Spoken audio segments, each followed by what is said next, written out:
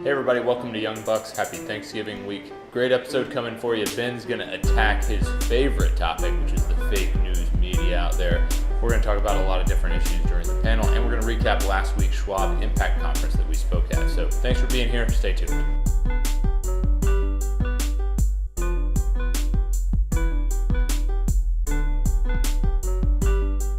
Hey everybody, welcome to What the Buck, the segment when we talk about money. Happy Thanksgiving week. Andrew Hall here, Sam Frost to my left, Matt Krebsbach to my right, Ben Nye to the far right.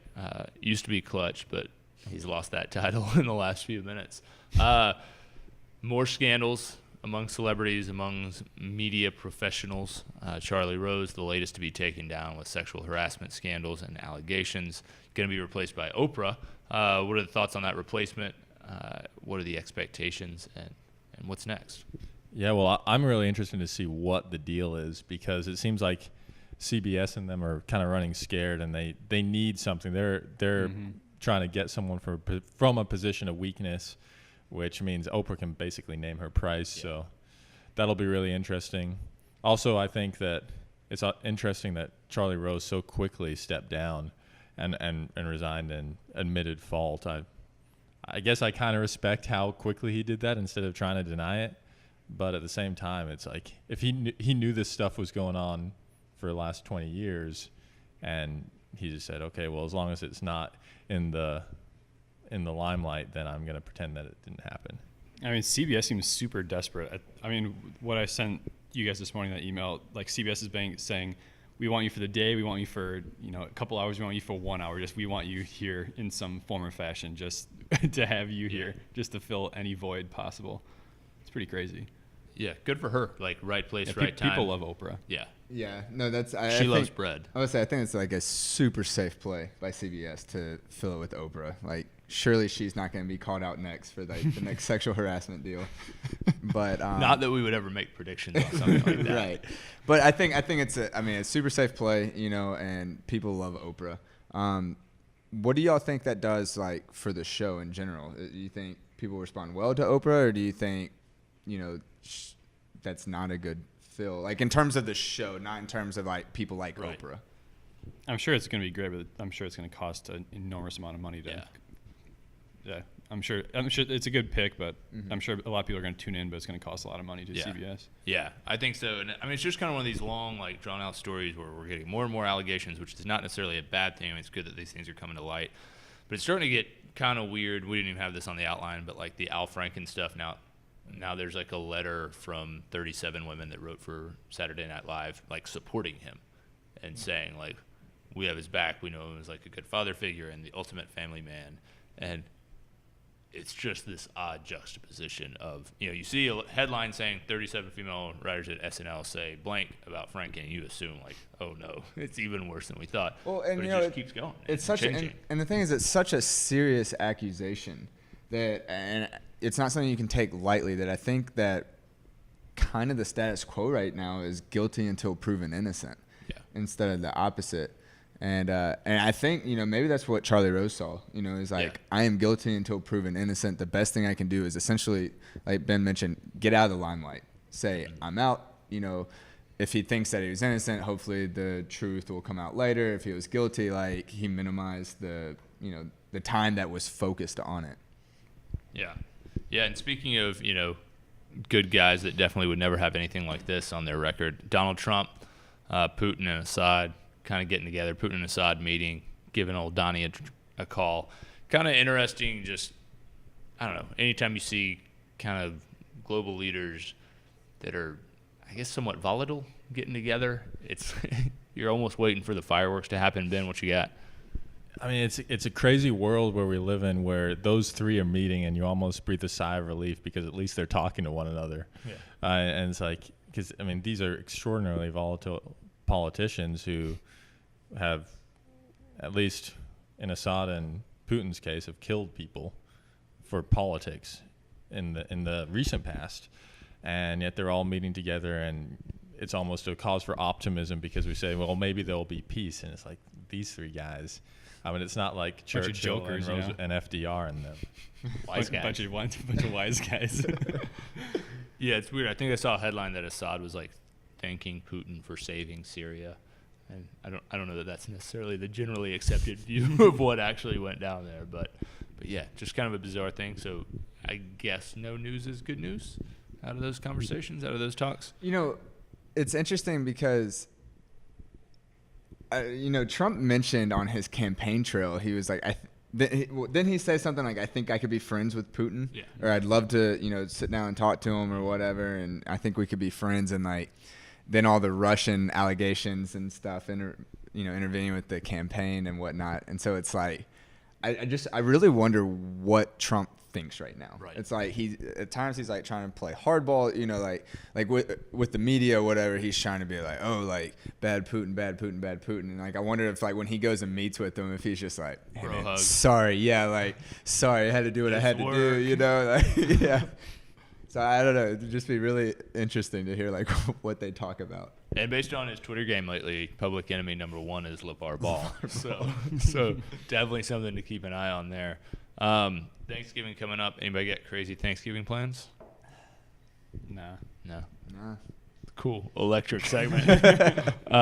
Smoking a turkey. First time doing that. Wanted to get a little practice run in, but didn't do it. So could be kind of weird. Did you coat it with anything cool? So it's right now it's brining. So doing that, I'll dry it out, and then I get a rub I'm going to throw on it. So do a little butter-based rub. So No salt and pepper? there'll be salt and pepper in there, but mostly butter. So should be pretty decent. Football, that's why everybody's here. College football standings currently, Garrett's 31-23, Ben's 30-24, I'm 29-25, Krebs 28-26, Sam 27-27. So we're just kind of 31-30, 29, 28, 27, all right there. Games this week, Georgia. I'm within striking distance. Georgia an 11-point favorite against Tech. Bama is a 4.5-point favorite at Auburn. Wisconsin a 17-point favorite at Minnesota. Washington a 9-point favorite against Wazoo. And UCF is the bonus game this week, an 11-point favorite against South Florida. Jumping in with Georgia, taking the Dogs, 11-point favorite. Can get a little revenge for last year. I think Georgia Tech's won like 3 out of the last 13. It's been forever since they've won 2 in a row. You can't lose to your little brother twice. So, Georgia's going to win, and I think win pretty convincingly. So I got the Dogs -11. Yeah, I think Georgia's going to come out swinging. I think they're still, probably a little upset from the Auburn loss, and knowing that they're about to get Auburn. Actually, I guess that's a concerning thing because they know that they got Auburn or Alabama next week, and it'd be really easy to look straight past Georgia Tech. They need to win that for the playoff, though. Yeah. If they want any chance at playoff, they have to win. I don't Yeah, think that's they a can't good like point. like Yeah. it's not like they're not playing for anything. Yeah. That and just the fact that you should never lose to Georgia Tech, and you did last year, I think helped. I mean, it's kind of like the narrative of like the Vanderbilt game this year, which like I don't know why they wouldn't be looking ahead except for the fact that Vandy beat them last year. Georgia Tech runs the middle school offense that's tough to defend, but Kirby Smart said they spent a portion of every Monday's practice working on that all year. So hopefully that's a little better. Maybe that's why I lost to Auburn. They're busy preparing for maybe Tech. so. They're looking ahead to Tech. Krebs, what you got? I think there'll be a close game. You think they'll be handily covered by 11? I don't think that's the case. I think it's gonna be close, but I'm still taking UGA. Ben? I think it'll be like 14 or something. I'm taking Georgia Tech. Woo! All right. 3 against 1. Bama, a 4.5-point favorite at Auburn. What you got, Sam? I'm pretty domed up over this game. Auburn, I'm hoping that Auburn's kind of riding high coming off of the Georgia win and beating them up, and so it's like, y'all thought Georgia was the best team in the country and we just wore them out. Like, there's And no they way. just beat UL Monroe. Like, Yeah. That's a big one. And so I hope Auburn comes in a little cocky. I don't know that they will because, similar to what we just talked about with Georgia, Georgia knows they have to win this game to have a playoff hope. I don't know. Truthfully, I could see Alabama winning by 14 points, like literally 2 or 3 possessions, or I could see Auburn winning by 1. Like I don't see Alabama winning by less than 4.5, but I think there's a good chance that Auburn wins by 1. So, anyways, I got Alabama. All right. I'm taking Auburn. I believe I have Auburn. Yep, Auburn. I have Auburn too. Alpha dog. Ooh, interesting. Wisconsin, 17-point favorite against powerhouse Minnesota. Another tough game for the Badgers. This is the oldest rivalry in college football. What? Somebody fact check that. The most played rivalry in college football. I still don't believe that. Look How it many up. times have they played? I know the record. It's 59. It's tied. It's been tied. 59 to 59 I'm in pretty eight. sure Georgia and Auburn have played draws. like 128 Nope, times. you're wrong. Wisconsin has never led the series, so this is the first time. That's not surprising. I believe that. Yeah, but Wisconsin's also won the past 13 games in the matchup, which is pretty unreal. So it's back not in even a the year. rivalry. I think PJ Fleck's gonna roll the boat to another loss here. I have Wisconsin covering. I got whiskey. There's gonna be a lot of Wisconsin fans there. Whoa, Andrew going with Wisconsin. Yeah. You've changed, I'm dude. breaking my. You've changed. They're gonna let me down. You just don't like PJ Fleck, is what it is. I really don't like Fleck. There's a certain breed of coach who like peaks in the pregame speech, and he's one of them. So James Franklin's another. I just have zero respect for those guys. I got Minnesota. I can't remember what I put, but I'm going Minnesota. All right. Washington. Bad choice. 9-point favorite against Washington State. Many people are saying Washington State's the better team, and yet they're a 9-point underdog. Ben, talk us out of it. Well, I think Washington State's defense is a lot better this year than last year. Also, Jake Browning is struggling. How does Washington State's defense stack up against 2 weeks ago the best defense in the country? It's number 2. What do you No, call Jake Browning? What's your name for him? Big game Jake. Big game Jake. No, I think Jake had a really good game last week. Well, at least he had a really good last minute and a half. Scored 10 points in the comeback win. That's big. I mean, it's going to be at Husky Stadium. It's going to be. Is it loud there? It's going to be the loudest game probably this season, because it's not at night. It's only at 5 o'clock, which is still kind of late, but it's not as late as some of them have been. I'm taking Washington. I'm going with my team. I actually suspect that Washington State may actually win outright, but officially, I'm going Washington.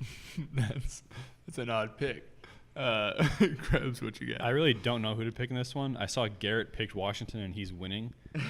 Or he picked Washington State and he's winning, so I took Washington to try and make up ground. That's a good call, Krebs. I took Washington mainly because when I want Washington to fall flat on their face, they don't. So I feel like they're going to perform You know to why? expectation. It's because it's a clutch team. I can Right. easily see Wazoo winning this, like no problem in my mind, but Yeah. I'm still taking Washington. I do think if it's going to be the opposite of what Sam said. If Wazoo wins, I think they win by like 30. The over-under- like the opposite of your Auburn, Alabama. The scenario. over-under for Luke Falk picks has got to be set at 3.5. I'm taking the under. I got Sam? Washington State. All right. The big bonus game, battle of the directional Florida schools, Central Florida versus South Florida. The Knights versus the Bulls. Huge. Central Florida, an 11-point favorite. Still hoping to get into one of those major New Year's Day bowl games. If they win here, they're going to get there. People forget they're ranked like 13th in one of the polls. I'm taking UCF minus 11. Mainly just because I like to live in a world in which UCF is like the real deal. Krebs? I mean, I know nothing about either of these teams. Me neither. I'm a little bummed you picked this game because I literally have no input on either side. I just looked at like the schedules and how the season has gone, and UCF has been like destroying their opponents, putting up like 50, 60 points a They game. beat Memphis. And they beat Memphis. And South Florida didn't even play Memphis, and they win by like 10 or less. So I'm taking UCF. Boom. I have UCF. UCF. Wow. Garrett took Wow. South Florida, though. Ooh, Garrett's bullish on the Bulls. That's some real alpha opportunities for us. That's all we got. Thanks for being here. Y'all have a great Thanksgiving. Talk to you soon. Hey, everybody. So as you know, last week we previewed the Schwab Impact Conference, which is a big conference for really cool people like us, investment advisors. So it's, I guess about 4,000 people, they said, were there. So we were up in Chicago last week, kind of cold. One day I didn't even leave the hotel. So that was a real feat of strength by me. I did go to the conference, though. It was connected to my hotel. But, yeah, so Ben and I went up, had a good time, learned some things, met some people, all that good stuff. So kind of here with a recap. And the first point of that recap is actually coming from one of the very first opening keynotes that we had at this conference. And there was a big theme, almost like a euphoric theme, of global economic expansion. Everyone's really excited about this. The world is doing well. economies are growing, GDP is going up, all that kind of stuff. Everybody's pumped about it. And yet at the same time, it kind of left a room full of investment advisors with a little bit of an uneasy feeling. Wouldn't you say, Ben? Yeah, they have this term called synchronized global growth. Say, well, this is the first time we've seen this since 2005, and therefore we should be bullish on the economy. The concern that I think most people would have, especially if they're contrarians or they're value investors or they've been doing this a long time, is that when sentiment swings one way or the other, you got to watch out for where you are in the cycle. And I think the problem is when you see synchronized global growth, say, well, that's an all clear to go out and buy stuff. To me, I say you should have seen that synchronized global growth coming 2 years ago. I mean, I'm not saying that I did, but Right. I'm saying that That's the that actual idea. that should have been the call. And then when you finally see it come to fruition, that's when you start to not rush out, but you say, okay, well, this thesis has matured, and therefore we need to be watchful about when to get out. And instead, it almost kind of this euphoric term was is warranted in terms of how they were painting the picture, and in terms of saying, this is just a great environment. Yeah, and it's kind of one of those forward-looking statements to say everybody's growing at the same time. The example I thought of just kind of off the top of my head is, I don't know if anybody out there is an unseasoned runner. So you sign up for a 5K, maybe even a 10K, something a little bit further. It's kind of like looking at your watch or your GPS tracker or whatever you're using, a mile or two into, let's call it a 6-mile race, and saying, well, my current pace is this, and I'm maintaining a very good pace. Like, yes, up to that point you have. But the reality is you don't exactly know what mile 3, 4, 5, and 6 are going to entail. So simply saying I've run two really great miles is not necessarily an indicator that your 3rd, 4th, 5th, 6th miles are going to be great. It's a weather report, and it shows what the weather is at this time. It's very accurate because it's already based on facts. It's already happened. But as far in terms of a forward-looking indicator, I mean, the trend is your friend until it's not. Yeah. And I think the question is, when does this become not? And we're doing an experiment in the office right now to see how loudly we can close doors. So we'll see if that actually shows up on the audio. Hopefully it does. Another talk that Ben and I both went to was a guy named Jeff Gundlach. He's a bigwig investor, especially in the fixed income and the bond space. Interesting guy, kind of a big ego from an investing standpoint. I would say arguably the biggest name that we had at the conference. The place was packed. You had to sign up for their seminar. If you could get in, you were in. A lot of people, I think, were actually turned away. But he came in and had some interesting takes on the market as a whole, most notably that he doesn't think a recession's coming right now. He does see kind of these smaller, these trickle of indicators that may mean one's not too far out. Maybe it's a year, 2, 3, something like that. But also is really bullish on commodities for the next little bit. Yeah, in fact, he thinks that commodities might actually cause the next recession, as it did in 2007. When in 2008 you saw this commodity good, the oil hit $150 a barrel, and then it dropped down, and you had that big run up in China right before the crash. So he thinks that could precipitate the next recession. Yeah, and he's also very big on the emerging markets, and I think the big headline we took away was the way he positioned this, and he said, I actually think India could grow by 1,000% over the next 20 years. Still really rapid growth, probably talking 30-35% annualized rate of return, which is staggering over a decade-long period. But at the same time, 1,000%. That's a really big number to throw out there. I don't know that he's acting on it. Yeah. Well, I mean, and to his credit, I mean, he's been talking about India ever since Modi got elected a few years ago. And he's been consistent in that. And for someone who's more of a trader, I think, than a lot of bond managers, I think that having a conviction in this for something so long, I give him credit to that. But, in terms of the overall emerging market story, I think that ultimately you come back to this synchronized global growth, and he actually talked about this a bit as well. And again, the trend is your friend until it's not. And if things could turn, I'm not saying they're gonna turn, but it just kind of gets your hackles up when everyone's kind of talking the same way. Now, whether they're walking the talk, that's a different story. I mean, I think there's people are saying there's still a lot of cash on the sidelines. Net money is not coming into the market. Mm-hmm. Nevertheless, I think that it's worth noting that sentiment has swung significantly, even versus this time last year. Yeah, and it's interesting with Gundlach. He's not somebody that's always right, and we saw actually an example of this already come to fruition. He was introduced. He's from Buffalo, New York. He's a big Bills fan, and the guy that introduced him said, I don't know why they're making a change at quarterback, because right now, if the playoffs ended, and this was last week, he said if the playoffs ended right now, the Bills would actually be in it, and they've just announced that they have a new starting quarterback. Gundlach came up and said, I can tell you why they changed, because I was at the last game. Tyrod Taylor played really poorly was the implication there. So Nathan Peterman got his first career start through 5 interceptions in the first half, so Gundlach was wrong on that one. So nobody's perfect. And then just one last thing on Gundlach before we move on. Because he's a fixed income guy, it's worth noting his view on interest rates. And he's a firm believer that rates are going up. He thinks that we have been held down by German yields, but European growth has improved. As a result, German yields are going to break out. They're going to push the 10-year out. And he thinks that once we go through 2.4, we have running room to 3% on the 10-year note, which would mark a significant drawdown for people if they're long in any significant amount duration. Yeah. Another trend we noticed, and some of this is just kind of anecdotal, but at this conference, there's usually, it seems like 10 million people selling mutual funds.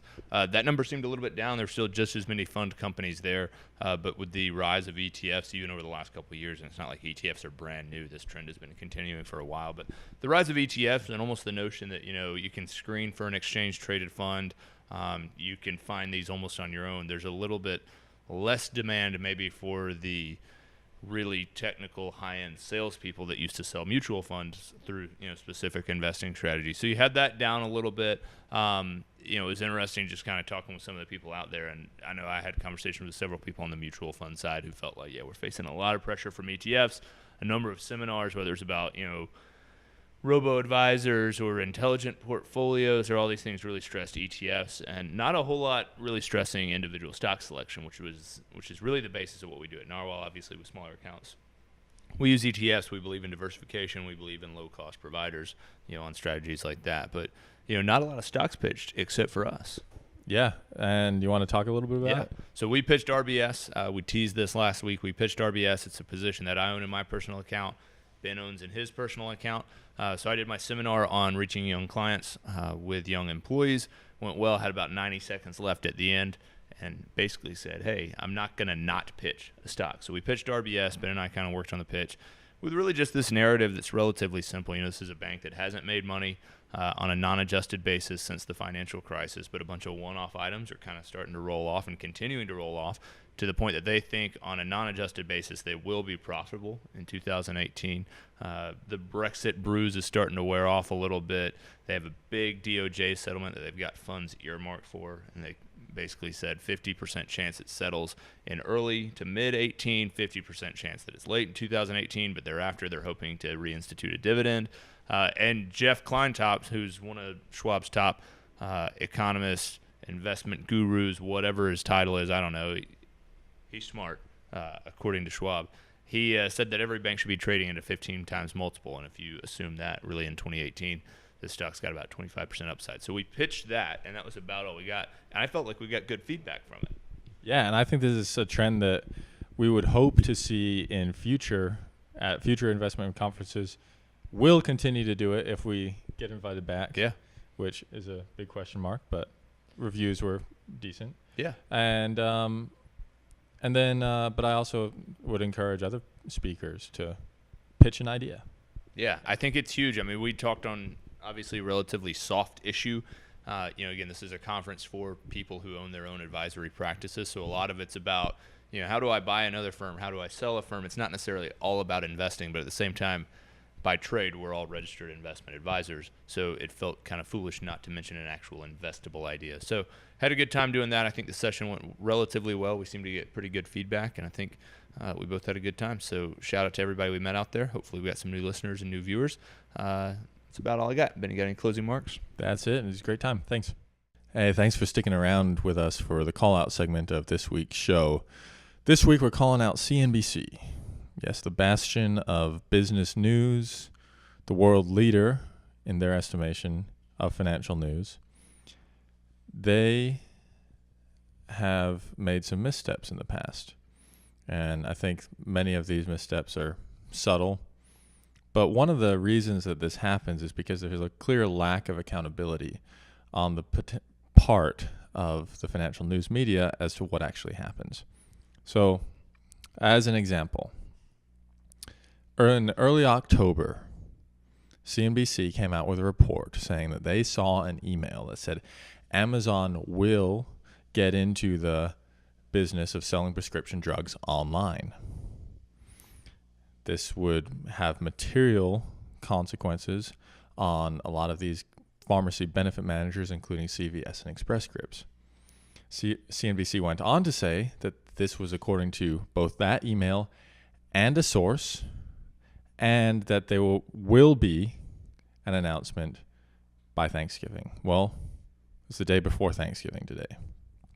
By the time this show comes out, it will be Thanksgiving. And we still have no news on whether or not Amazon will or will not enter the prescription drug market. Now, why is this consequential? Well, when this news came out, companies like CVS, stocks like CVS, were trading at $77 a share. And in fact, that was down on the day by about 4% as a result of this news.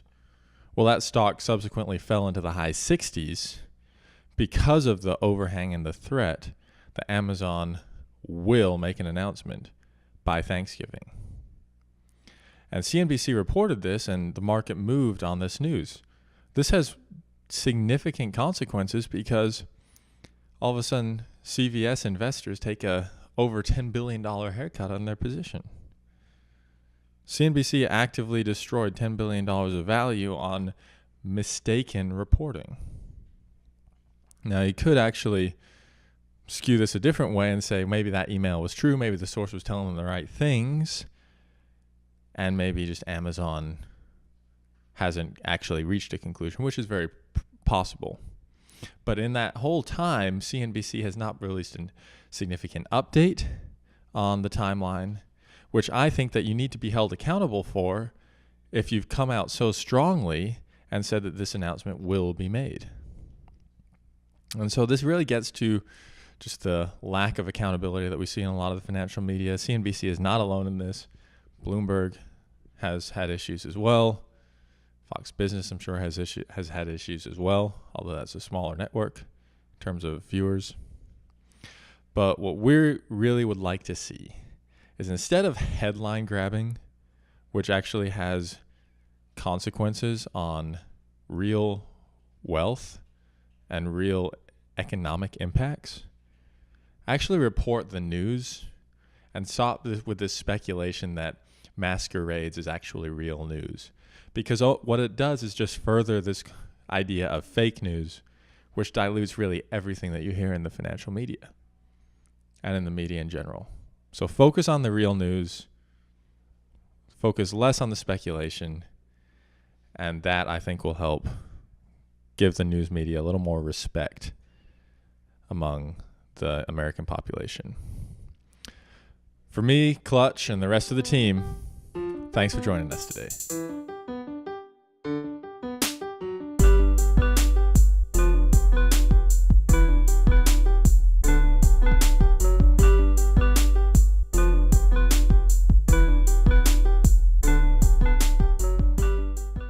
Tusk Media is a subsidiary of Narwhal Capital Management. Ratings and reviews of Tusk Media content are not to be construed as endorsements of opinions, analysis, or services offered by Tusk or its parent company. The opinions and predictions shared here are our professional beliefs at the time of publication. We are not under duress from any of the corporate entities mentioned. This is not a solicitation to take any particular action. Although we are investment advisors, this information should not be considered investment, legal, or tax advice. We strive to be as impartial, insightful, and accurate as possible. We base our opinions, analysis, and calculations on information we believe to be reliable, but we cannot guarantee its accuracy. We can, however, guarantee that our opinions will sometimes be flat out wrong due to a variety of factors. Employees and clients of Narwhal Capital Management may or may not hold positions in the securities detailed and may or may not hold these positions in the future. A full list of all securities purchased, sold, or held during the 12 months preceding the date of this publication can be provided upon request. Unless otherwise noted, all data accessed via MarketWatch or the Bloomberg terminal. Past performance does not guarantee future results. A copy of Narwhal's Form ADV is available at the SEC's website, www.advisorinfo.sec.gov, or from Narwhal upon written request.